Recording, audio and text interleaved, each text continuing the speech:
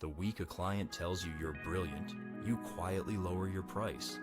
Not because you have to, because something in your brain decided that the respect itself was payment enough. This happens to almost everyone who has ever sold their own work, and almost no one talks about it.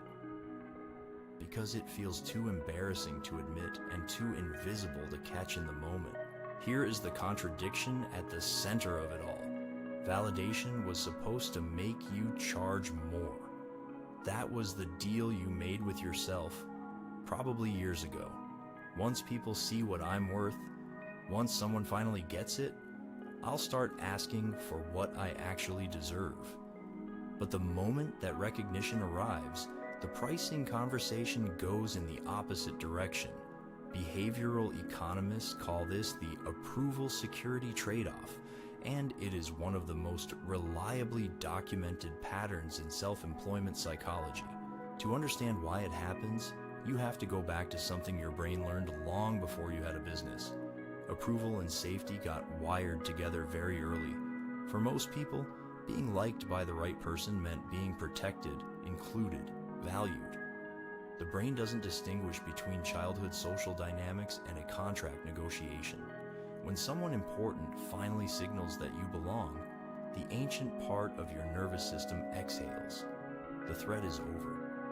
And the moment the threat feels over, your drive to compete, to push, to ask for more, quiets down. There is a specific neurochemical sequence behind this. When you receive genuine social recognition, your brain releases a pulse of dopamine and serotonin simultaneously. Dopamine is about the reward. Serotonin is about status. It signals that your position in the hierarchy has improved. Together, they produce a feeling of sufficiency, enoughness. And sufficiency, while it feels wonderful, is the enemy of negotiation. You don't negotiate aggressively when you feel full. You negotiate aggressively when you feel hungry. Researchers studying freelancers, consultants, and creative professionals found a consistent pattern. In the weeks following a strong testimonial, a public endorsement, or even just a deeply positive client conversation, respondents were measurably less likely to raise their rates, more likely to accept the first offer made, and more likely to add free work to existing projects.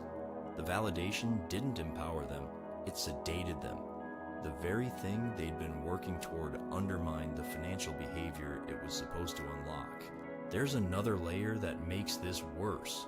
Respect from someone you genuinely admire creates what psychologists call a relationship preservation instinct. Once you care about what someone thinks of you, you become risk-averse in that relationship. Raising your price feels like a threat to the approval you just received.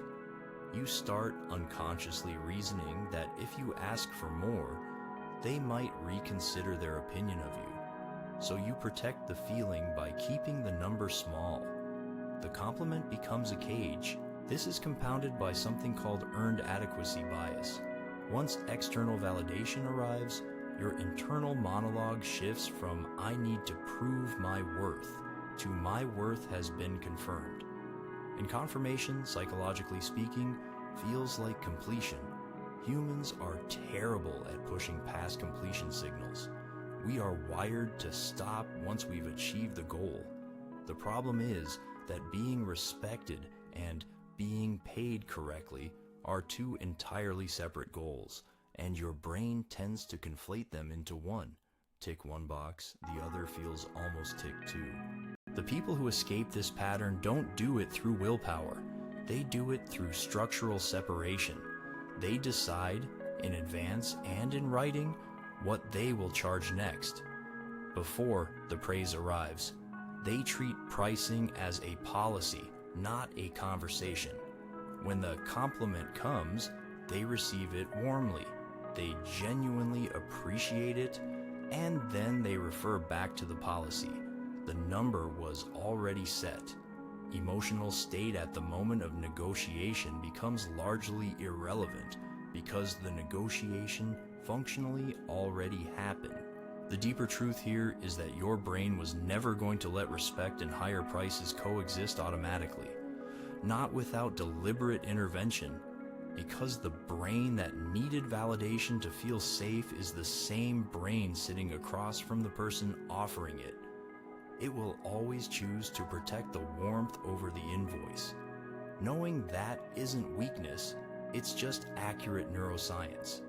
And once you see the mechanism clearly, you can finally stop letting a compliment cost you money.